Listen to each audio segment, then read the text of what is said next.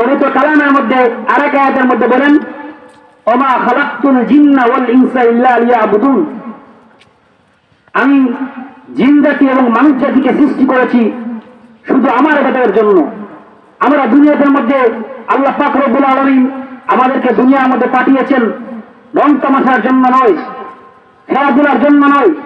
খেলাধুলা, রং তামাশা, আড্ডা গুজব, এগুলো একটা বয়স আছে, সীমারেখা আছে। এর বাইরে যদি চলে যান আপনি দুনিয়াও বরবাদ হয়ে যাবেন, আখিরাতে বরবাদ হয়ে যাবেন। এজন্য আল্লাহ পাক রব্বুল আলামিন পবিত্র কালামের মধ্যে বলেন, ওমা খালাকতুল জিন্না ওয়াল ইনসা ইল্লা লিয়াবুদুন, আমি জিন জাতি এবং মানুষ জাতিকে সৃষ্টি করেছি শুধু আমার ইবাদতের জন্য। আমরা দুনিয়ার মধ্যে আসছি চিরদিন থাকার জন্য নয়। মানুষ মরণশীল, আমরা কল্পনা করতে পারি আজকে আমি এরকম স্টেজের মধ্যে বসে আছি, আপনারা আমাকে দয়া করেছেন, মায়া করেছেন, স্টেজে বসার সুযোগ করে দিয়েছেন, কিন্তু আমি এক সময় থাকবো না।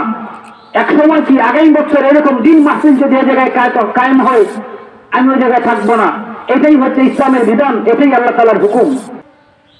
আল্লাহ পাক রব্বুল আলামিন দুনিয়ার মধ্যে অসংখ্য নবী রাসূল পাঠিয়েছেন, এক একজনের উপর এক একটি কিতাব নাজিল করেছেন।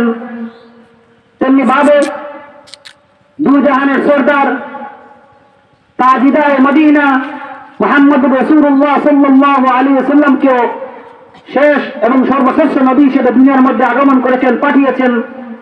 পাশাপাশি আসমানি কিতাব 104 খানা, সহিফা ছোট কিতাব 100 খানা, বড় কিতাব 4 খানা, এর মধ্যে তাওরাত, জাবুর, ইনজিল এবং কোরআন শরীফ। তো কোরআন শরীফ দুনিয়া এবং আখিরাতের মধ্যে সবচেয়ে দামি একটি কিতাব। এই কোরআনে কারীম, কোরআনে মাজিদ হযরত মুহাম্মদুর রাসূলুল্লাহ সাল্লাল্লাহু আলাইহি ওয়াসাল্লামের উপর নাজিল করে দিয়েছেন। কোরআন ছাড়া মানুষ শ্রেষ্ঠত্ব প্রকাশ করতে পারে না। আমরা দেখি যে কোরআন কারীম রমজান মাসে নাজিল হয়েছে, এজন্য আল্লাহ পাক রব্বুল আলামিন এই রমজানকে ফজিলতপূর্ণ, গুরুত্বপূর্ণ, মর্যাদাবান করে দিয়েছেন। যারা কোরআনের সাথে সম্পর্ক রাখে তাদেরকে আল্লাহ পাক রব্বুল আলামিন সম্মানিত করেন। এই কোরআনের পাওয়ারে আল্লাহ তাআলা তাদের শান, তাদের মান বাড়িয়ে দেন। আমরা দেখি হাফিজে কোরআন, দেখেন সারা বিশ্বের মধ্যে বিশ্বজয়ী হয়ে আমাদের বাংলাদেশে সুনাম অর্জন করেন হাফিজে কোরআন আমাদের হাফিজ ভাইয়েরা। আমরা বিগত দিন দেখেছি হাফিজ নাজমুস সাকিব, হাফিজ আব্দুল্লাহ মামুন, আব্দুল্লাহ মাহফুজ। গত 1-2 বছর পূর্বে আমরা দেখেছি সালেহ আহমদ তাকরিম সহ আমাদের বাংলাদেশের তৃতীয় সন্তানগুলো 70, 73, 123 এরকম বিভিন্ন দেশের মধ্যে প্রতিযোগিতায় ফার্স্ট হয়ে এই বাংলাদেশের মানচিত্র বড় করেছে। কিন্তু দুঃখের বিষয় হলো সত্য, আজ পর্যন্ত বাংলাদেশের কিরেম স্কুল, কলেজ, ইউনিভার্সিটির ছাত্র এরকম বিশ্বের মধ্যে ফার্স্ট হয়ে বাংলাদেশের মান অক্ষুণ্ণ করেছে, মান বাড়িয়েছে, এরকম কখনো দেখি নাই, শুনিও নাই।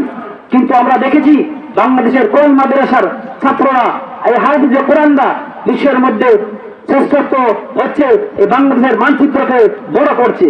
কিন্তু আমরা দেখি বাংলাদেশের সংবিধান থেকে কোনো জায়গায় এই হাফিজে কোরআন এবং কোন মাদ্রাসা ছাত্রদেরকে, আলিমদেরকে মূল্যায়ন করা হয় না। বাবা হয় মূল্য তো কিছু জানে না, মূল্য তো পগা। আসলে যারাই ভাবে তারাই পগা, কারণ আলিমরা সব জানেন, সব বুঝেন। হাদিসের মধ্যে এসেছে আদ-দুনিয়া সিজনুল মুমিন ওয়া জান্নাতুল কাফির, দুনিয়া হচ্ছে মুমিনদের জন্য জেলখানা এবং কাফিরদের জন্য জান্নাত। তো আমরা আলিম সমাজ যারা আছেন আমাদের সমাজের মধ্যে, তারা এটা জানেন, এরা বুঝেন যে দুনিয়া হচ্ছে চিরস্থায়ী নয়, এটা ক্ষণস্থায়ী।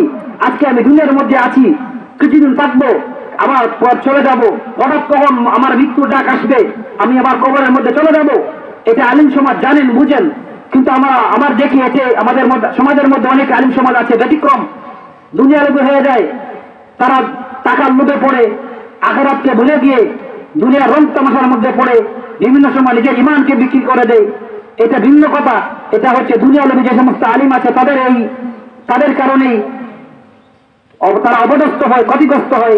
কিন্তু আমরা পরিশেষে দেখি যারা দুনিয়ার মধ্যে পড়ে যায়, যারা দিন শিখে, কোরআন শিখে, হাদিস শিখে, অথচ কোরআন হাদিসের উপর আমল অটল থাকে না, তারা পরিশেষে তারা ধ্বংস হয়ে যায়।